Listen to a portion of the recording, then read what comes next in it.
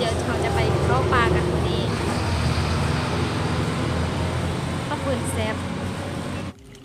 เดี๋ยวเอา5,000 กีบ 5,000 กีบอันนั้นแม่นสำหรับคนไทยนะ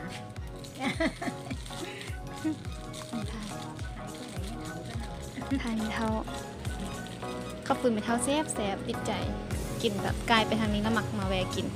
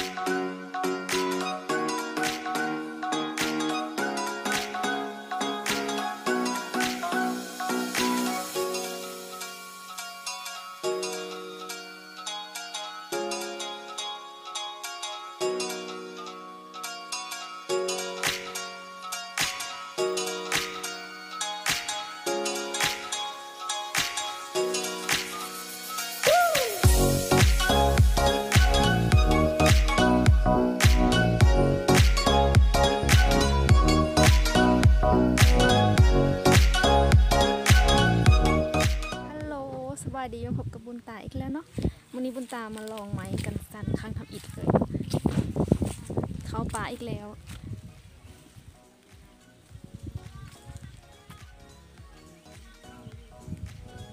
เห็นบอมะขอม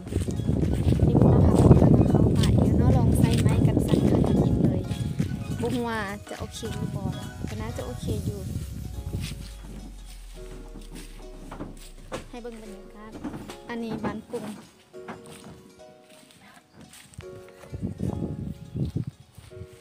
สมุดกว่าบ่มีเนาะคนเด้อเครื่องนะคะเอาแต่สำนี้ได้ข้าวฟืนอยู่นี่น้ำอยู่นี่ บ่วงอยู่นี่ด้วยอยู่นี่มื้อนี้มาไล่คนเป็นยังไงไผ่ไปไกลๆก่อนคนเมารถอันนั้นเป็นมะขามเห็นไหมบ่ปุ่นตามบ่สร้างควบคุมให้มันขึ้นลงได้แม่นไผหูได้ละนี่มะขามเฮาย่างไปเบิ่งบ่อยากให้เห็นเด้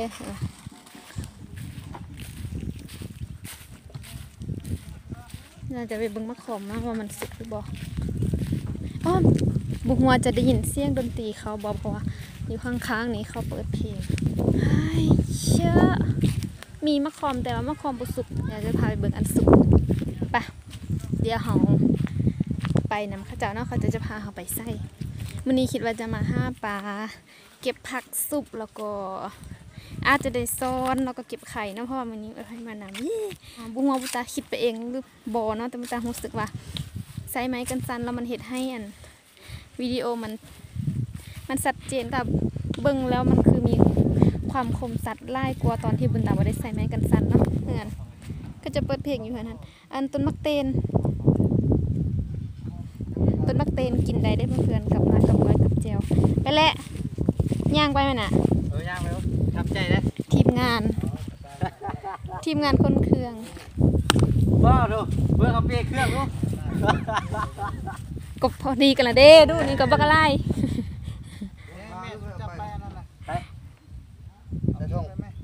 เขาเริ่มย่างแล้วเนาะวันนี้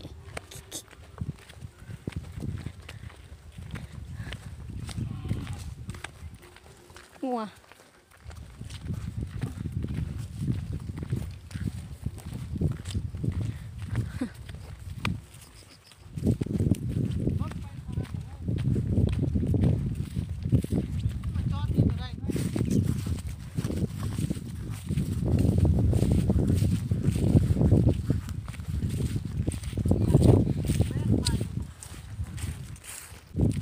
อาวุธประจำตัวเอาไว้เมื่อยนะซาดจะได้นั่งผักรถบอกว่าไพ่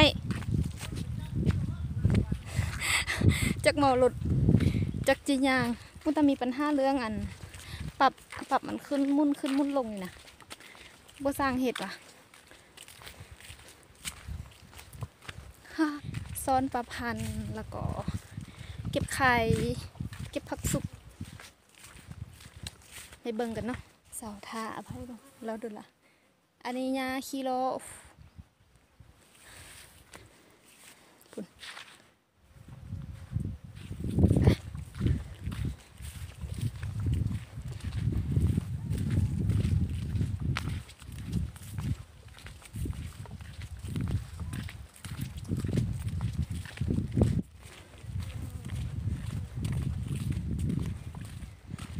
เป็นแต่ยาคิโลหมดเลยดอกไม้ป่างามบ่ตอนนี้ฮอตบอลบุกป่าแล้วเนาะโอ้ยมีน้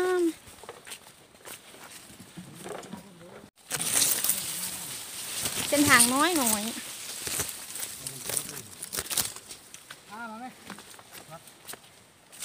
อันนี้ก็เป็นทางน่ะอุ้ยแมวป่าเมียวแมวป่า แมวป่าเมียวเมียว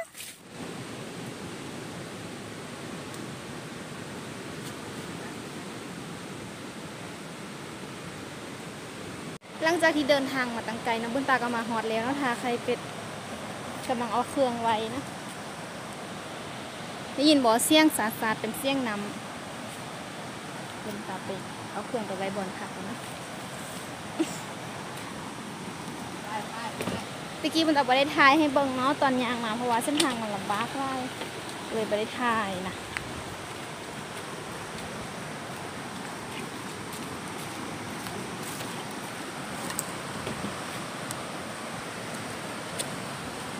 คุณตาควบคุมไม้กันสั่นบ่ได้เนาะมันมี5 ใน 1โอเคเอาคิดว่าหอดเรายังต้องยางอีกวันนี้บรรยากาศคมเย็นดีเนาะน้ำแห้งขนาดเลยโอ๊ยน้ำให้เบิ่งน้ำอันนี้มันน้ำเนาะแต่มันมีแซงไล่กันเลยบ่เห็นเดี๋ยวเบตาจะยางไปอีกก่อนเนาะเราฮอดบอลแท้ๆเมื่อกี้คิดว่าฮอดแล้วแต่ว่ามูยางไปอีกเดี๋ยวมื้อนึงไฟท้ายให้เบิ่งอีกมื้อนึงซะนี่อันนั้นน้ำบ่เห็นน้ำมันค่ะความน้อยก็ไม่เอามา หญ้าเต็มทรงเล ไม่ ย ได้ ใจมักหญ้าออกจากทรงก่อนคือมีแต่เห่าอ่ะคนอื่นบ่ติดอ่ะ คือ มักหญ้า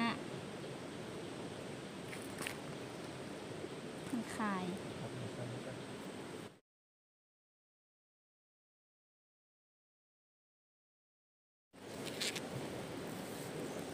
กะว่าจะเอามาซ่อนมาสั่นน้ำใหญ่บ่ได้ซ่อนเซลอีกเก็บไข่นี่นะวนเก็บไข่ เขาเก็บเขาเก็บก่อนอาทิตย์ มี แล้ว จักอย่าง อาทิตย์แล้ว ของ วัน จ้ะ น้ำใช่น้ำผึ้ง ของอันนี้ก็อีได้ใส่ปลาใหญ่กับบ่พอตี้ของน้อย วิ่งจับลูกนี้เลยลองซอกผักกูดมันว่าจะมีบ่จะพาเพื่อนๆไปเบิ่งดงผักกูดเดี๋ยวจะปรับกล้องไปให้เห็นยักมองเพื่อนๆยักเบิ่งทางนี้หรือยักเบิ่งทางหน้าเพราะว่าเรื่องไทยแต่ตัวเองแต่ยักให้เห็นทางหน้าเดี๋ยวบนจะปรับกล้องไปให้เห็นทางหน้าเนาะโอเคปลาผักกูดไล่เลยเราจะเก็บผักกูดเด้อบัดนี้นะนี่อันนี้นำเขาจะเอิญน้ำยาวหรือว่าน้ำเงานี่แหละเมื่อกี้วัดมาเก็บแล้วนี่นี่ปลาผักกูดตา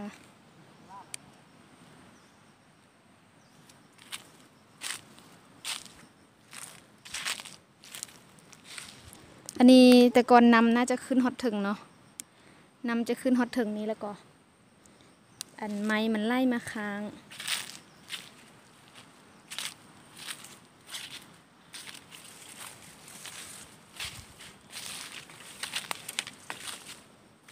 แถวนี้แต่ก่อนน้ำน่าจะใหญ่ขึ้นท่วมเนาะมีน้ำผักกูดเดี๋ยวบนตาจะเก็บผักกูดก่อน